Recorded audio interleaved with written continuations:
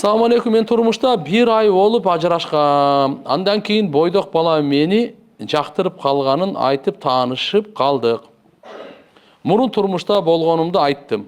Ал макул болуп үйлөнөм деп сүйлөшүп жүрүп, зына кылып алдык. Кийин мага үйлөнүү ниети болбогонун айтып, башка болуп койгон кызы бар экенин айтып, ошого үйлөнөм деп мени таштап кетти. Өзү мурун медреседе окуган бала. Эми мен адамдарга ишенгенден коркуп калдым. Мен эми кантип турмушка чыгамын? Эркектерге катуураак айтып коюңузчу, жалган үмүт берип, колдонуп, алдап, таштап кеткендерге. Чоң рахмат, Алла разы болсун. Астагфируллах. Эркектерге эле айтабыз, бирок өзүңөрдөн да күнөө да. Зынаган эркек өзү эле барабы эле. Ошон үчүн мына ошону биз дайыма айтабыз. Уулдарга да, кыздарга да. Уулдарга да, кыздарга да. Үйүн эки колдон чыгат. Мындай эч нерсе болбойт ал. Албетте ал бала жакшы кылган жок ал. Тем более медреседе бирөө окуп кеткен болсо, бирөөнүн кызы арам, зына таштап кеткени, бул анын келечеги кандай болот аныкы? Алланын алдында кантип жооп берет ал? Мында кызгачы мисалы кыз. Ошо жаман ишке барганга сен да жооп бересиң ага. Эркектерге биз айтабыз бирок. Туугандар, адал нике менен кошулайлы. Пайгамбар саллаллаху алейхи вассалам айткан, ак нике менен баш кошуп, көбөйгүлө. Кыямат күнү мен үммөттүн көптүгү менен сыймыктанамын деген.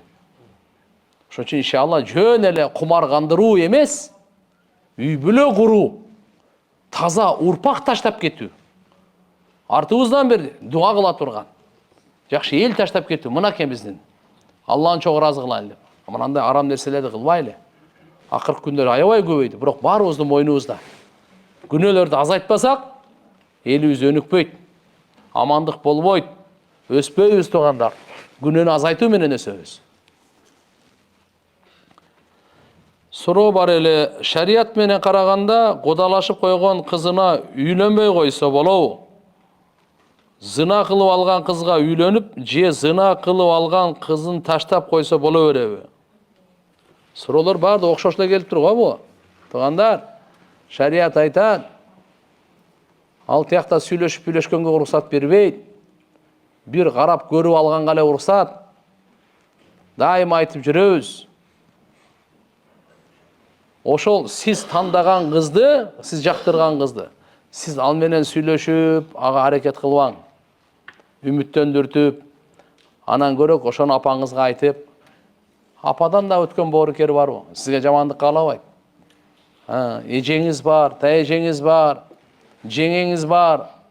Ошолор аркылуу алар жакшы. Нар жак бер жак кандай үйдөн, теги кандай, өзү кандай, турмуш курганга кандай, тияк бакта сүйлөшүп билет алар. Анан баары жакшы экен, Кудайга шүгүр, орто экен эле десе, мүнөзү жакшы экен деп эң негизи, сизге өңү башы жактыбы? Болду, бисмилла деген бойдон үйлөнө бериң. Үйлөнгөндөн кийин, нике кыйгандан эми сүйлөшө бергиле. Тойду кийин деле өткөрө бериң, проблема деле жок ал. Бирок нике болгонго чейин туугандар, сүйүшүү, жүрүшүү, кармашуу, шайтанды сүйүү сал. Шайтандын жүргөн. Ошентип көбүнчө кыз балар ушул жерде жабыркап калат. Кыздардан дагы кемчилдик ката да бул. Эркектер тияк бияк кете берет экен, ага билинбейт экен. Ошон үчүн ошол жерге өзүңүздүн кызыңызды ордуна коюп көрсөңүз кандай экен? Кудай сактасын булардан.